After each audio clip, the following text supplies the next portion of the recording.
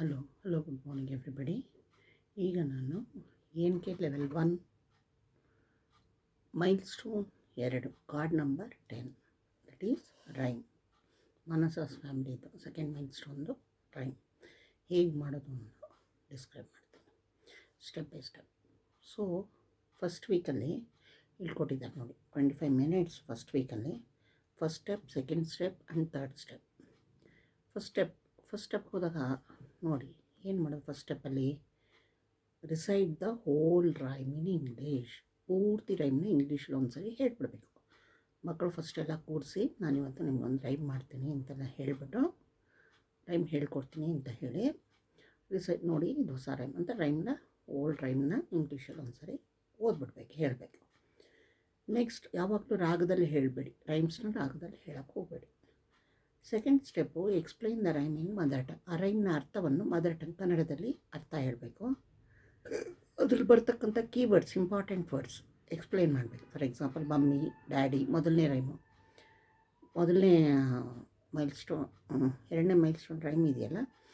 So ಈ ರೈಮಲ್ಲಿ mummy, daddy, ಮಮ್ಮ, ಪಪ್ಪ ಇದೆಲ್ಲ ಏನು, ಮಮ್ಮಿ ಡ್ಯಾಡಿ ಅಂತ ಅಮ್ಮ ಅಪ್ಪಂಗೆ ಹೇಳ್ತಾರೆ, ಮಮ್ಮ ಪಪ್ಪ ಅಂತಲೂ ಹೇಳ್ತಾರೆ. ಅಥವಾ ಅವರಿಬ್ಬರನ್ನೂ ಸೇರಿಸಿ ಹೇಳುವಾಗ ಪೇರೆಂಟ್ಸ್ ಅಂತ ಕರಿತೀವಿ ಅನ್ನೋದನ್ನೆಲ್ಲ ಒಂಚೂರು ಮಕ್ಕಳಿಗೆ ಡಿಸ್ಕ್ರೈಬ್ ಮಾಡಬೇಕು. ಮದರ್ ಟಂಗ್ ಎಲ್ಲ ಡಿಸ್ಕ್ರೈಬ್ ಮಾಡಿದ್ಮೇಲೆ ಮಮ್ಮಿಗೆ ಅಂದ್ರೇನು, ಡ್ಯಾಡಿಗೆ ಏನಂತೀವಿ, ಅವರಿಬ್ಬರನ್ನೂ ಸೇರಿ ಹೇಳಿದಾಗ ಒಂದು ವರ್ಡ್ ಯೂಸ್ ಮಾಡ್ತೀವಿ ಏನು ಅದನ್ನು.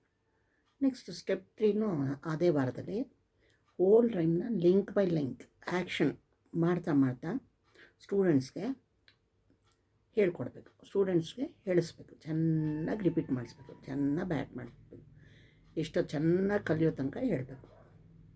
ಇಷ್ಟೂ ಮೊದಲನೇ ವಾರ 1, 2, 3 ಸ್ಟೆಪ್ಸ್. ಅರ್ಥ ಹೇಳೋದು, ಕೀವರ್ಡ್ಸ್ಗೂ ಅರ್ಥ ಹೇಳೋದು, ಪ್ರಾಕ್ಟೀಸ್ ಮಾಡಿಸೋದು, ಅದನ್ನೊಂದು ಸರಿ ಓದೋದು, ಆಮೇಲೆ ಅದನ್ನು ಚೆನ್ನಾಗಿ ಮಕ್ಕಳಿಗೆ ಬಾಯಿಪಾಠ ಮಾಡಿಸೋದು ಫುಲ್ಲು. ಈಗ ಎರಡನೇ ವಾರಕ್ಕೆ ತಿರ್ಗಾ ಸ್ಟೆಪ್ 1, ಸ್ಟೆಪ್ 3. ಸ್ಟೆಪ್ 1 ತಿರ್ಗಾ ರೈಮ್ನ ಒಂದು ಸರಿ ಇಂಗ್ಲೀಷಲ್ಲಿ ಹೇಳಿಬಿಟ್ಟು ಸ್ಟೆಪ್ 3 ಓಲ್ ರೈಮ್, ಸ್ಟೆಪ್ 3 ಅದನ್ನೇ ತಿರ್ಗಾ ಎಲ್ಲ ಫುಲ್ ರೈಮ್ನ ಆ್ಯಕ್ಷನ್ ಮಾಡಿ ಪ್ರಾಕ್ಟೀಸ್ ಮಾಡಿಸು. ರೈಮ್ ಪ್ರಾಕ್ಟೀಸ್ ಮಾಡಿಸು ಒಂದನೇ ವಾರ, ಎರಡನೇ ವಾರ, 2 ವಾರದಲ್ಲೂ ನಡೆಯುತ್ತೆ.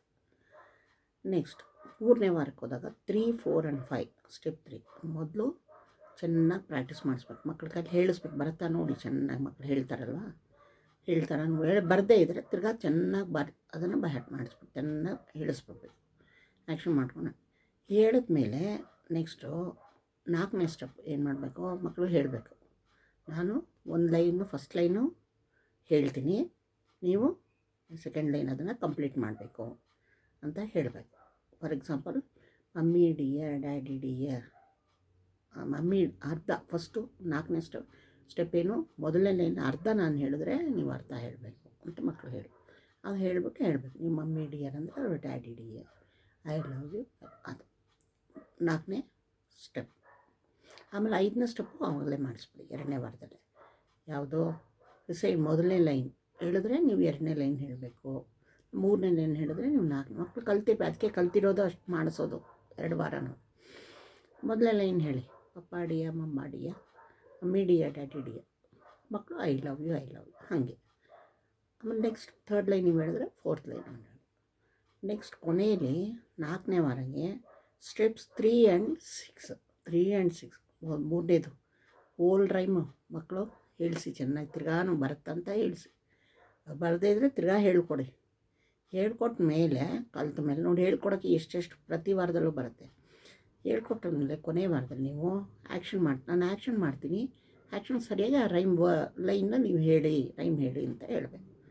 ಆ್ಯಕ್ಷನ್ ಮಾಡೇ ಹೇಳ್ಕೊಟ್ಟಿರ್ತೀರಲ್ಲ, ಸೊ ಆ್ಯಕ್ಷನ್ ಮಾಡಿದಾಗ ಮಕ್ಕಳು ಆ ಲೈನ್ ಹೇಳ್ತಾರೆ. ಮಮ್ಮಿ ಡಿಯರ್, ಡ್ಯಾಡಿ, ಸುಮ್ಮನೆ ಹಿಂಗೆ ಆ್ಯಕ್ಷನ್ ಮಾಡಿದಾಗ mummy dear, daddy dear, I love you ಅಂದಾಗ ಆ್ಯಕ್ಷನ್ ಮಾಡೋದು ಆನ್ಸರ್. ಇಷ್ಟೂ ಇದರಿಂದ ಏನಾಗುತ್ತೆ, ಮಕ್ಕಳಿಗೆ ವರ್ಡ್ಸ್ ಅರ್ಥ ಆಗಿದೆ, ಪ್ರಾಕ್ಟೀಸ್ ಮಾಡೋಕ್ಕಾಗುತ್ತೆ, ಅವುಗಳ ಭಾಷೆ ಅರ್ಥ ಕಲ್ತ್ಕೊಂಡು ಆಮೇಲೆ ಅದನ್ನು ಯೂಸ್ ಮಕ್ಕಳು ಯೂಸ್ ಮಾಡ್ತಾರೆ. ಸೊ ಇಷ್ಟೂ ರೈಮ್ಗೆ ಸಂಬಂಧಪಟ್ಟಿದ್ದು ವಿವರಣೆ ಡಿಸ್ಕ್ರಿಪ್ಷನ್. ಓಕೆ, ಲೈಕ್ ಮಾಡಿ, ಶೇರ್ ಮಾಡಿ, ಸಬ್ಸ್ಕ್ರೈಬ್. Thank you.